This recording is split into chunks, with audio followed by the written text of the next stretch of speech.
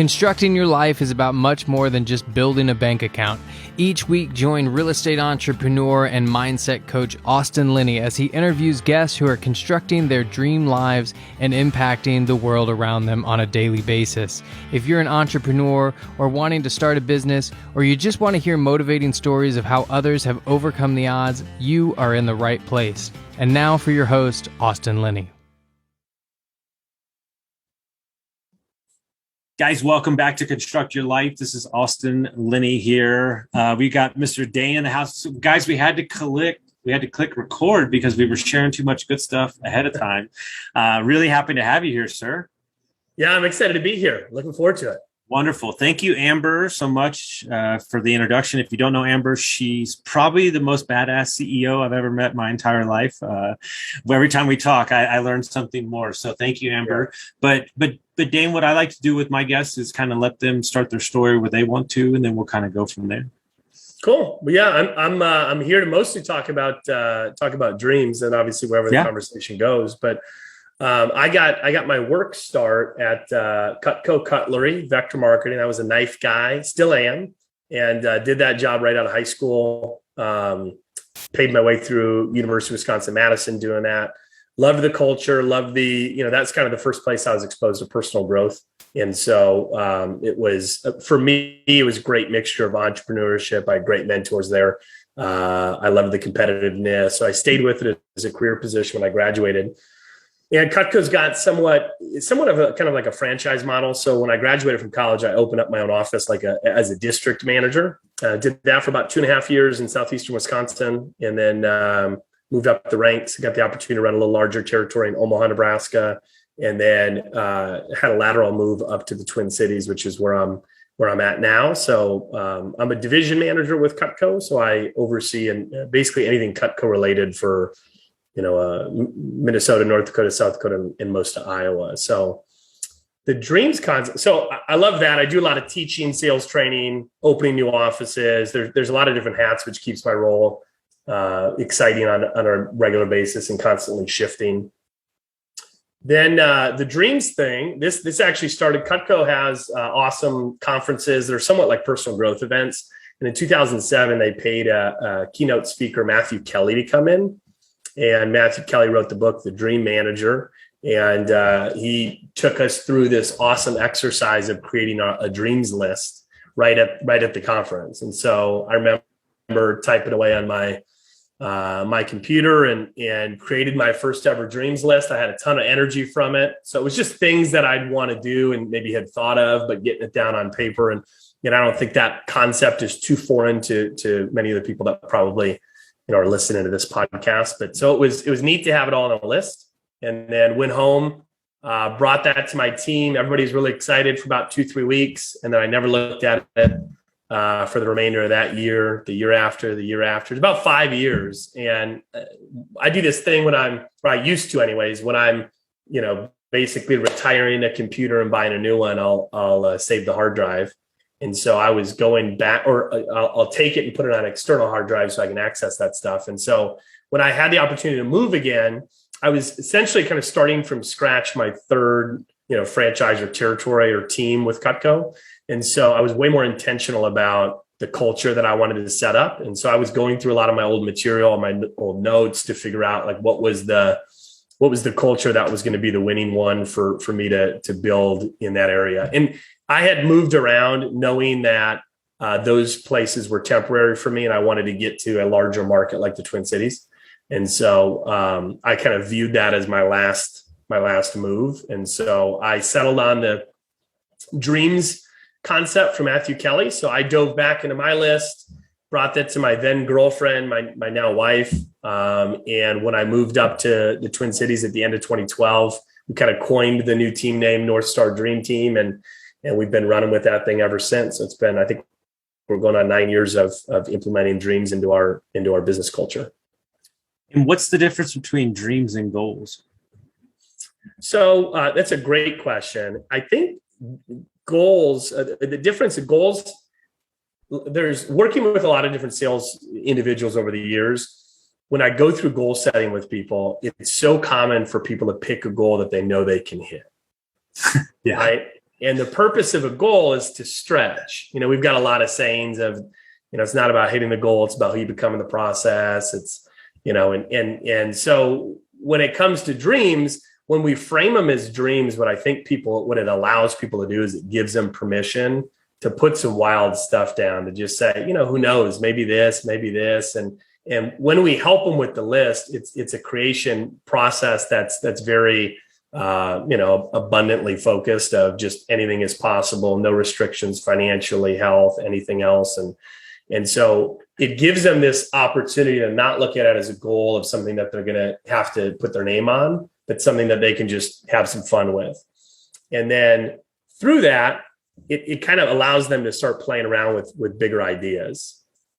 You said two words there, permission and abundance. And I think permission is the word that keeps coming up in my life, because as adults, we're so focused on the next thing that we should do. And a lot of my clients, when they come to me or they're needing assistance, they're in survival mode.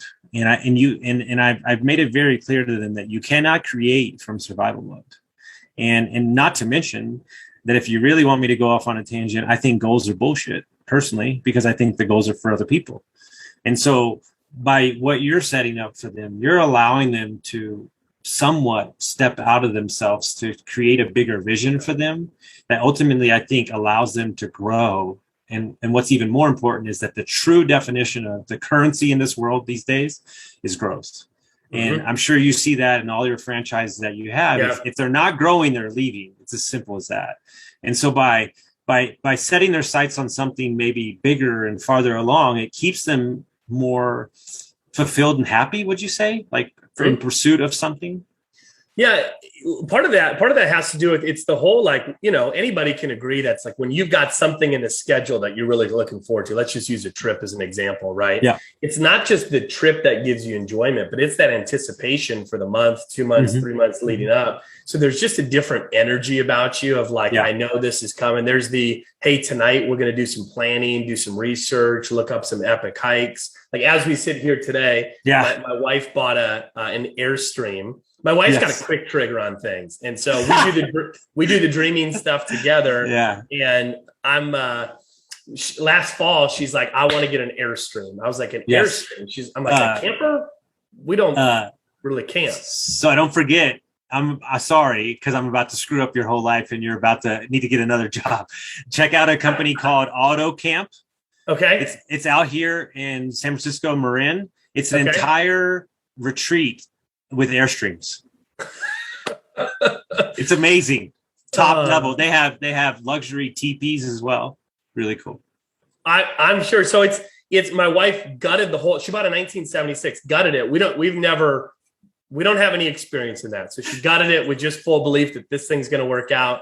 We booked the timing that we were going to do it, and we're supposed to leave this evening. There's still somebody working on it right now. It's packed. It's loaded. My kids goodness. Are in it. Like I've got a 5-year-old and a 3-year-old. They're in it right now because they're so excited. So, but over the last couple of months, the anticipation of us booking campsites, looking up different hikes, and it's so the trip has already given us enjoyment. We haven't even set out on it later today, right? So I think that the anticipation for the people on my team, I would so much rather have somebody really engaged for 2 or 3 years, even if that meant that it was going to lead them to something else, right? Than somebody asleep at the wheel for 4, 5, 6 years. Well, and when somebody is pursuing these, it's like there's always something that's next up, right? As a leader, you have to be okay with that. You have to understand that we're in a day and age where that's what you get. It's interesting. Somebody said a comment to me. It really struck me. Like, be careful that the guy that's working for your company for 20 years hasn't been living year one for 20 years. Yep. It's like, I'd much rather have them in their prime. Right. Yeah. And it's also, when you think about the labor market that we're experiencing now, like COVID did some, horrible things, but some amazing things to the idea of just forcing every business to figure out how to work differently. And it's, I live in the Twin Cities, and prior to COVID, like the talent in the Twin Cities, the companies were only competing with local companies really for that talent. And now they can get poached by somebody in the West Coast, the East Coast, because they don't have to uproot their family. They can stay right there. And so it's very, like, there's got to be something else that businesses are providing now. And I've got kind of a few different arms of the Cutco business. And one of them is our events team. They're our highest producers. They sell Cutco at like fairs and shows, right? So today is, as we record this, is the first day of the Iowa State Fair. And so my team will go down there and they'll sell $400,000 to $500,000 of Cutco at a booth. Well, last year, their business went from booming to nothing. Yeah. Right. And I didn't lose anybody on my sales professional team. And I was checking in with them during the process. And it was like, hey, how you holding up? And I was expecting tough calls. And, I remember one guy, Robert Wicks, his response was like, oddly, this is great. He's like, I've crossed more things off my dreams list in the last month and a half than I've ever had time to do before. So it's like, it just gave him focus on, well, now I can just live more life right now. And I'll figure out the work piece later. He goes, my favorite one, he goes, I just got done with the dream. I said, what's that? He goes, I just got done flossing for 30 days straight. And I said, that made the list, huh? Well, what's interesting, list. As you're saying this, so last year I was working private equity, and when COVID happened, I got laid off. And then 2 weeks later, I've got divorced. So it was a crazy couple of weeks there. But when I went off, I got in my car and I was supposed to drive to Austin from San Antonio, and I drove to California instead. So things happen. And I started crossing things off my bucket list. I went to the Grand Canyon. I drove up the one. I've always wanted to drive up the one in California, beautiful sun. Mm-hmm. And it was amazing how much fire that lit inside of me. I think that we as adults, one of the things I joke about a lot is that we forgot this three-letter word that's super important that nobody does anymore. It's called fun. And we don't give ourselves permission to play anymore. We don't give ourselves it's on to the next business. Well, I don't got the Lamborghini yet, or I need to do this. And I'm just as guilty of that. But I also structure my work where there is time. I typically, lately it's been a little different because business is crazy, but typically I don't work on Fridays. Mm-hmm. And, that's for me. And eventually it'll be Monday, Tuesday, Wednesday, the only thing I work. And that's why, the lifestyle investor and stuff. So if anybody that's out there that's wanting to implement into their life, besides getting the book that's going to be out next month, what are the first steps that they would take to start getting some step-to-step process to build this out? I think the first thing is just having fun dreaming. So we do this in our workplace, and we facilitate the idea of people creating their big list. But I always call that list, their dreams list, I call it your menu. And, the idea is if hey, let's say that you had a little lull in life, what's going to give you some energy, right? So just like you said, it's like, well, I went and saw this epic, thing in the US known as the Grand Canyon. And then I went and did some, road tripping up the coast. And it's like those things can bring us energy, give us new ideas, right? It can engage us in a different way than that month to month, week to week. Same, I hate to call it the rat race because I think that means something else, but the same idea of just like on to the next, more. And so for my wife and I, when we did this, not in the work capacity, but when I was moving, I said, if I'm going to implement this into my organization, I've got to be living it out loud, right? In order to make this a win. Yeah. And so I, looked at my girlfriend at the time she was going to make the move with me. And I said, let's do this. I already had a dreams list from 5 years prior.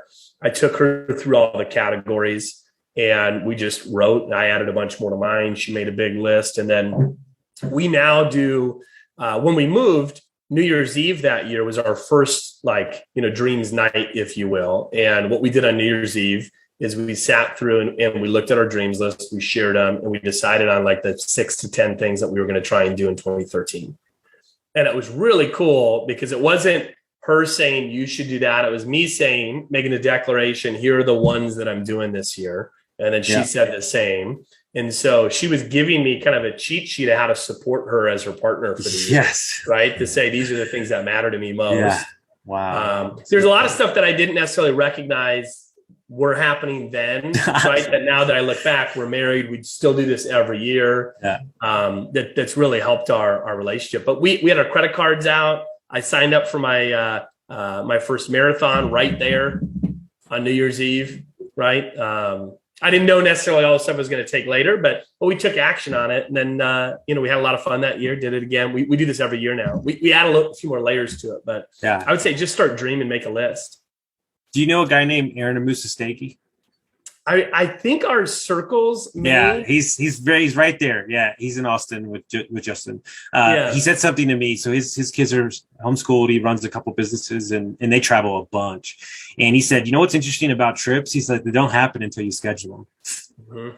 But so many times that we're in life, we put off. And what I try to get people to, especially my clients, is to understand that the things that you enjoyed as a kid are probably very closely tied to how you should operate as an adult. Totally. I totally agree with that. Yeah. Yeah. And it's like, so what are the aspects? And here's the thing, this is the rub. And we just did a podcast about work-life balance the other day. It doesn't have to make you money, but if it fills you up, that artistic side of you, then it gives you the energy you need to go into your job, whether that's rollerblading or collecting cards or something. We're too focused on the dollar amounts when we need to be focused on energy. What gives you energy? What gives you fulfillment and stuff like that? And when you have that, then you can show up however you want because you're in a better place. It wasn't until I started investing in Airbnbs that my day job I didn't care about. But in the moment when I didn't have the Airbnbs, the day job, I wanted to shoot I hated it. but when I was making money outside of it, I was busy, but I was more fulfilled because I was working towards something. And I think a lot of the times as an adult, we try to force things instead of just like dreaming big, because ultimately at the end of the day, one of the things that I love about kids is that they just dream. I mean, it's like, and your wife says, look, I want an Airstream. This is what we're going to do. And this is great. And now you get to go on this trip. And I'm sure this will be the genesis to many trips moving forward. Yeah. As a husband, you have to support, that's what you want from a partner. You're like, hey, let's do something that lights you up. And if this is the thing, and then guess what, after this, there'll be another thing. And so on and so on. I think people try to stammer out others goals, or they're not supporting it. You don't have to understand it. You can just support it. Yep. And and the dreaming thing too, what it's caused for us is just looking at life differently. So for instance, my wife with the Airstream, we're going to do this. We're going to do it now. I'm like, okay. And then she sold me on the idea of look at how much they rent for. So when we fix it up, we can rent it. I was like, all right, now I was like, now I'm in. Dane, my coaching client, we got lots to talk about. So he's dropping off 2 vans here in the next 3 weeks, and we're renting them out on Outdoorsy. $300, $400 a night. Yeah. So she showed me that, and I was like, all right, I can get behind it now. Yeah. But then we spent a month where I was working remotely in San Diego, and then we swung through Sedona, which is Sedona's my wife and I's favorite place. It's different. It's just different. Yeah. And we're in this space right now where it's kind of where do we want to be? And my wife, we moved out of the Twin Cities a couple of years ago, east, 45 minutes to an hour. We're kind of in the middle of nowhere. And our neighbors had horses. My wife never grew up with horses, started riding. My girls started riding. Lo and behold, I come home one day and she goes, hey, we're buying a horse. We have to buy it. I said, what? Can't you just keep leasing? And she said, well, the woman who has that horse, somebody's going to buy that horse, and I'm in love with the horse, so we need to buy the horse. I was like, all right. So we bought a horse on the day of, right? And then so we're traveling in San Diego and Sedona, and she goes, next year when we travel for some of the winter, I want to bring the horse with. And I said, huh? I'm kind of missing this. So the horse now is just a member of the family, and they're coming with, how's this? We don't even have a horse trailer. And she goes, we can figure. And it was immediately when she said it, this practical part of me, which, that's obviously needed, was let me figure out why this makes no sense at all. But my wife, in all of her genius, kept saying, well, why not? And it got me thinking, well, okay, if that literally is going to make it that much of a greater experience for her, is there a way for us to do it? Does it make sense? And so she just, through this process, we are a perfect match for each other in that. Like she gives me the fuel in certain areas that maybe I lack, right? And that's one of them where it's, don't think about a trip, think about a trip done differently. I like her already. Yeah. I'm a fan. I'm a fan because awesome. One of the interesting things about me is for some reason I'll bitch and moan about $20, but I'll go spend $300K on a house like it's water. Yes. They go, you didn't even walk in. I'm like, it's good. We can make money with it. They're like, I don't understand. I'm like, it's cool. Don't worry about it. And like, it's just this weird dynamic with me where I'm like, oh, big stuff. Yeah. If it makes money, we're good, but it's really one of those things where we have to retrain what makes sense to us, but more importantly, how we view, how we want to live our life. And right. And that's what this whole genesis of this podcast is like the way that you think it needs to be done. It doesn't need to be done at all. Like I start every one of my businesses with how do I fire myself from this business and how can I do this business from my phone? That's the number one rules. If those two things can, and I'm in alignment with my business partners and we have the same values and the same mindset, then we're good to go. But it cost me losing a bunch of money in business and lying to myself to try to fill the integrator role or try to fill the day-to-day. It's not me. And I don't think enough people spend enough time dreaming. I don't think enough people spend enough time manifesting, looking at their life, because what I noticed a lot, and I'd be interested to hear your take on just like employees and training people. I think a lot of people just don't have any direction. They don't know where they literally, it's the question I get the most. Like, I just don't even, and here's the scary thing. I'm not unhappy, but I'm just not my best. That's the scary thing. I love my wife. I love my job. We have a house, but they get the money and they go, this is it. And that's about 90% of how the calls go. Yeah, I absolutely agree. And it's, in Cutco, I work with the younger demographic, 18 to 22. And so I get to see it maybe before they make it to you, right? Yeah. And I know exactly what it is. And I remember it for me also. It's, at least this is my idea, is that, we go to high school and then we're just told you need to go to college. And then when you get to college, it's like, what's your major? And we're picking a major based on no life experience or very limited life experience. And so we're basing it on what we think we're going to enjoy or what we think maybe we're, what do you value at 18? Probably not the same stuff that you value when you're older. Yeah. I wanted to make a lot of money. So I was thinking, I want to go do this. I want to go do this. And then the first time really experiencing the day-to-day of that stuff is when they graduate and they start getting into that job. And now they're strapped with the student loans and they're in that job. They're making fine money. And it's that like, I'm not unhappy, but I'm not really, showing up, fired up for my day. And I think that's that trap, that in between. But I think also the thing I've seen lately, especially the last 2 weeks with new clients, is just because you're unfulfilled with your current sector of business, the skills that you have generated over your career can be molded into other business sectors. And I think that's what people don't understand. Hey, I've only sold cars for 25 years. No. You're a great salesman and you can go sell a bunch of stuff.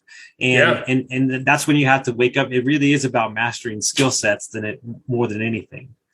Yeah. And also, one of the, again, working with younger generation, what I try and help them understand is like, look, nothing's permanent. You're a work in progress. Yeah. And the career that you choose isn't your career. Like, you talk to anybody who's even 40 now and they've 2 years. They've shuffled the deck how many times to figure out like, ooh, not this. And so I'm the poster child. Yeah. Yeah. I've blown up my life like eight times. Yeah. True story. Yeah. And I think that if there wasn't all this pressure put on a student to say, you need to choose your life's work, it's like, no, just pick something you think you're interested in, but also understand that you're going to learn more about yourself in the process. You're going to learn more about yourself in college. Yeah. Right. And so what you thought it was is different. That's okay. And there shouldn't be all this like, I don't know, this anxiety associated with like, if I switching's bad, or if I, it's like, no, all that stuff's great because you learn so much differently. I love that. And when you began the process of trying to write a book, what did you think it was going to be? And then what did it wind up being? Because, I'm in the midst of one right now. It's a very interesting process. Yeah. So the whole thing. So my wife is a creative, right, by nature, and she's artistic. She, she's the poster child also in school of like changing all the time, right? So she's artistic, fashion, writing, all of that. So she took a course, went through this whole process of writing a fiction book, right? So that's like been her last. It's been a section of her adulthood of working on that type of stuff. So for me, I saw that and I was like, hey, I'd love, on my dreams list is write a book. I thought that was probably later as my other, things that demand my time are lower, and my kids are young age, probably not going to happen now. And then, just through conversations, talking to Justin Donald, who just released his book. And then I'm in the Front Row Dads community, which I love. Oh, yeah. Oh, yeah. And so there's a bunch of authors in there. So Mike Higgins? Yeah. Mike's my dude. Yeah. So, I mean, there's so many, you could go through so many different guys in that group. And I'm like, yes. They're all great. And so, but having those conversations with people that have done it helped me understand the amount of time that there's also different ways to do it. Like you could just be at your computer by yourself for 3 years chunking away. You could, hire a service that helps you with the entire process, that their job is to make it more of a streamlined process. So for me, I would say it was less time in than what I thought it would be, which is one of the things that the whole theme of this dreams list is that, like, when people start to put things on paper, you could call it manifestation, you could call it whatever, but people put things on their list and they actually start to do some research. We almost always find out cheaper or faster ways to get things done than what we thought it was going to be. Like I remember putting on my list originally, live on a sailboat for a week. Okay. And in my mind, I'm like, that's going to be an epic trip. That's going to cost $10,000. And we went to Thailand, and my wife knew that was on my list. And she found one off the coast of Thailand, those little islands. She found a sailboat for $300 a night that we could live on, that had a captain and somebody to cook our meals. And it wasn't like, part of me was like $300 a night. There's going to be like water coming in. There's going to be holes in this thing. It was unbelievable. And so I just think that there's all these, you start to do some research on things and you find out that things can be faster, easier, or maybe less expensive than what we originally thought they'd be. I love that. And if somebody were to pick up this book, as somebody who put his experience in it, wisdom and years of experience, what are you hoping that at the end of the day, even one person gets out of the book?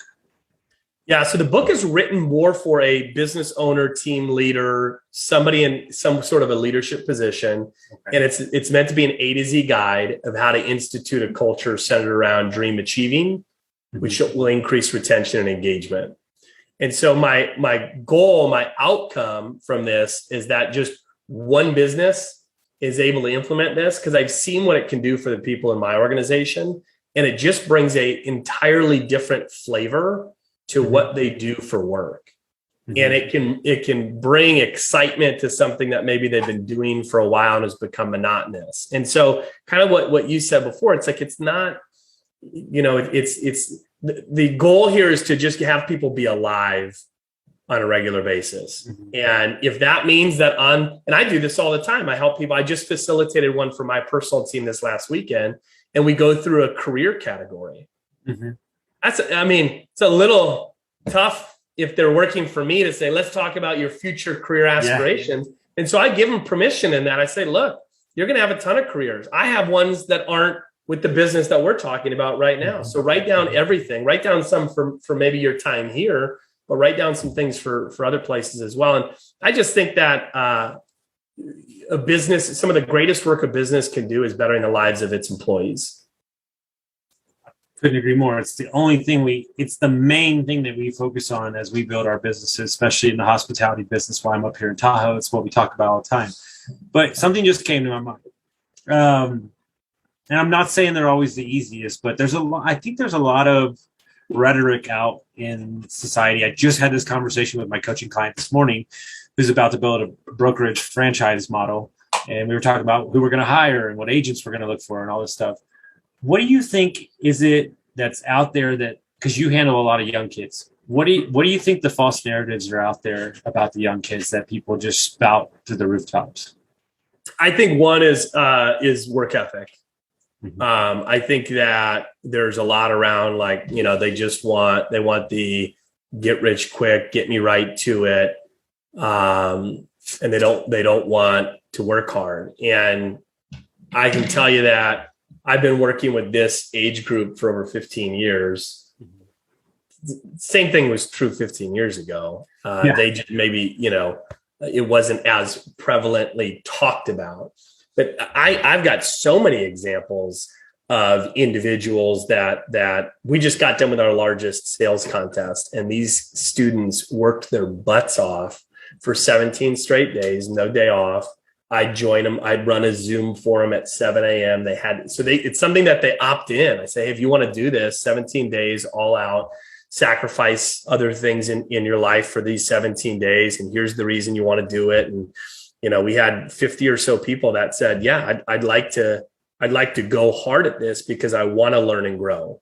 The thing that I don't think is talked enough about, so it's kind of almost the opposite of your question, is that the desire for this, call them 18 to 22-year-old right now, their desire for wanting to grow themselves is far different than 15 years ago.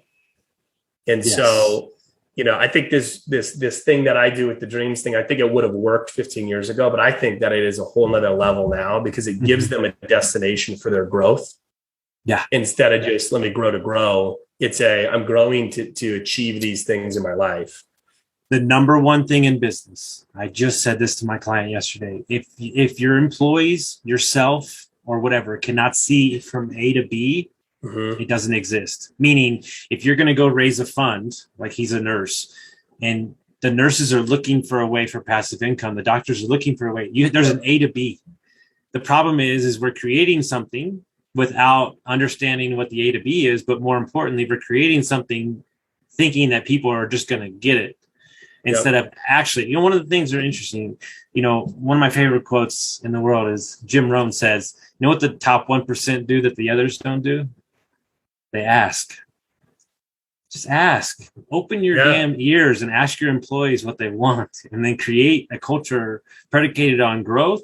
Know that some are going to leave, some are going to stay. But the only reason people work for me is because they're growing, and we're going to focus on that.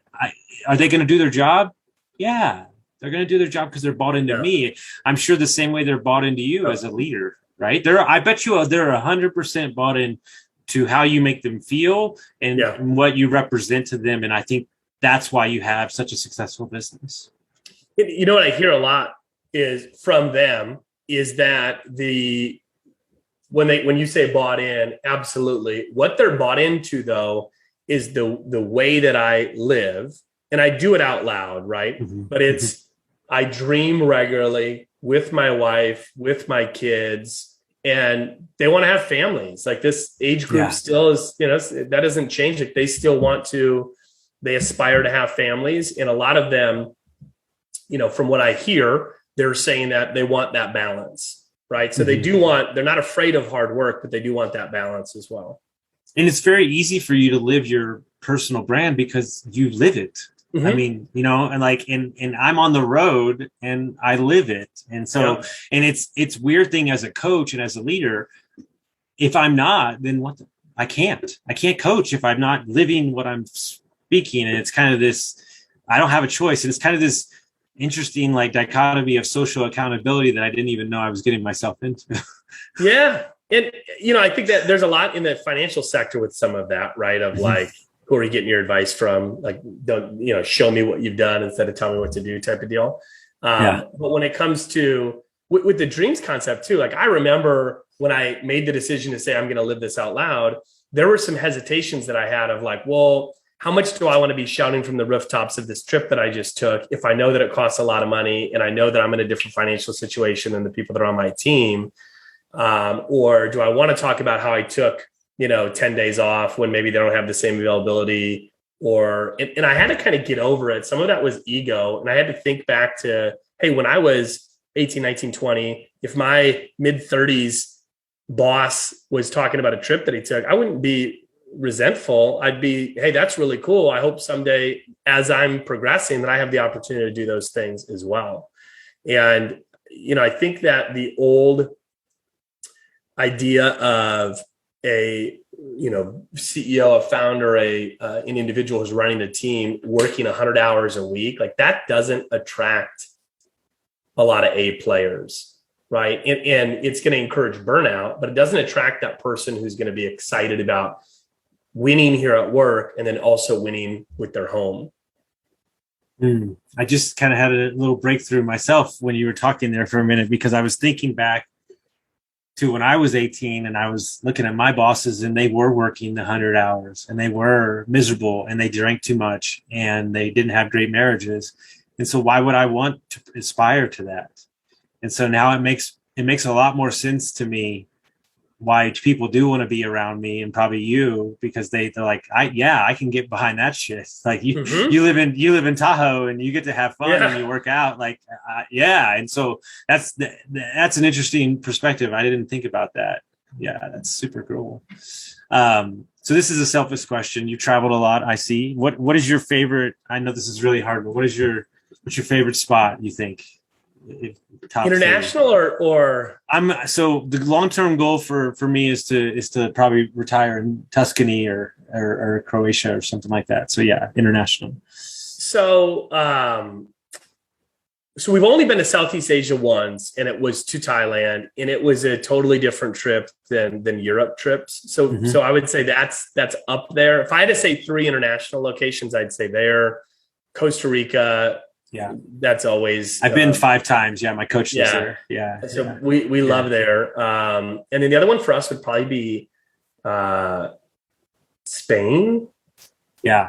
So my branding website builder lives in Spain. He used to be the lead in Cirque du Soleil for 10 years. And wow. And he's one of the best humans I know. And we're the goal for the company that him and I are kind of coaching people together on is we want to buy a retreat ranch in Spain to do like yoga retreats and masterminds and stuff. And he's like, you get behind that? And I was like, yeah, dude, whatever. Yes. That sounds awesome. Yeah. And if you need to know of any estates and castles that are for sale, my wife can tell you, because she constantly is online looking at dude. Okay. First of all, me and your wife have to hang out, and I apologize ahead of time because you need to start a new business because I'll get her going, dude. My main specialty is short-term rentals. So I've done them all over the country, luxury, all of the above. We're doing hotels now. So this will be the 3rd hotel, and man, it's, that's what I do. It's like, so give her this dream. This is my new one. I came up with this one yesterday. So I want 4 homes. Okay. And I want the same car, the same clothes, the same boats at all homes. So all I travel with is a backpack. Yes. And you show up and you have all your same comforts. It's the same. Yeah. I love that. And it's like a triggering of foundation because you're used to it, like different same golf clubs, all this stuff. But in like, what's funny is I said that, and my business partner goes, I just heard that on a podcast from this guy named Mark Evans.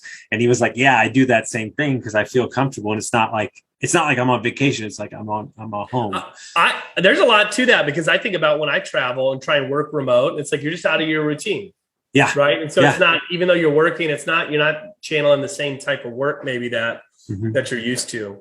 Yeah. Because then you're truly living that lifestyle, and you're rooted in like the routine, because it's the same, hey, I know where this goes and everything. And like, like how hard is it to find a gym on vacation? And it's like, like that whole thing. And so, if people want the book's coming out next month, how would they go about finding it? How would they go about learning more about you? So my website is just DaneEspegard.com. Last name is Espegard. And then on Instagram, everything's going to be on there as well. It's just Dane Espegard. But the website, there'll be a lot of stuff that's on there as well. And one of the things that we're doing for like the launch specials of purchasing, buying 3 books and somebody's able to get a free ticket to the Online Dreams Workshop. Because that's a question I get a lot is, well, how do I just make the dreams list? So I'm buying 10. So, okay, wonderful. So I'll give those out to some business owners. So yeah. And so the idea is they can come with their spouse and do their first ever dreams list awesome. During that process. Because I think that would be amazing. That gives people the idea of like, oh, this is cool, and now they can take that and live with it at home. I love that. And this falls in line with getting to a place, and I can tell the circle that you roll around in, and if all those names that he dropped, guys, if you don't know them, you need to know them. I think, and I'm not there by any stretch of the imagination, but I think when you start making real money, or you start, really generating really massive amounts of passive income, and this is hard for people to understand, it's really not about the money anymore. It's about, who do I want to do business with? How do I want to do it? Where do I want to do it? And are we happy? I know it sounds counterintuitive, but when you can tap into all those things, then you actually start making more money. That's the scary thing. That's what people don't get. The front row dads community is so phenomenal for that, because when I'm at that thing, that's like, I tell my wife when I come back from those retreats, I'm like, that's when I feel lowest about myself all year. Not in a bad way, but I'm around these guys and I'm like, geez, they're thinking differently about relationships with their kids, education, things with their significant other. And I always come back like, not down, but just a whole list of, man, I got to be asking different questions. I got to be, and there's always the topic is not business. Oh, but in a way, there's a portion of the conversation that is business, because that allows us to have that time, freedom, flexibility, autonomy, right? Resources to be able to make decisions differently. Do you happen to know a gentleman named Matt Atkinson? Matty A? I don't recognize that. So he's in GoBundance. He's the guy that owns the hotels out here. Okay. One of my mentors, one of my friends. We've known each other for about 2.5 years. I could say that we've had thousands of conversations. I would say we talk about business 7% of the time, maybe 10. It's like, awesome. It's so odd, and like people think it's like, no, like you're getting in there and like. When you start changing the way that you think, you realize that real estate and business, although it is demanding, is not really that hard when you break it down. It's more about, is your mind right to handle that there's always going to be problems? Yep. That's a guaranteed. But with leverage of people and leverage of mindset, you can kind of circumvent that. But man, I appreciate it so much. Such an amazing conversation, guys. Run out, go grab his book. Trust me.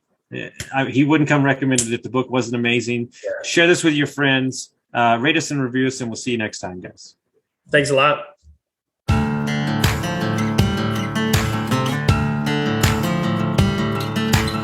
Thank you for listening to Construct Your Life with Austin Linney. If you enjoyed this episode, be sure to rate, review, subscribe, and pay it forward by sharing with a friend.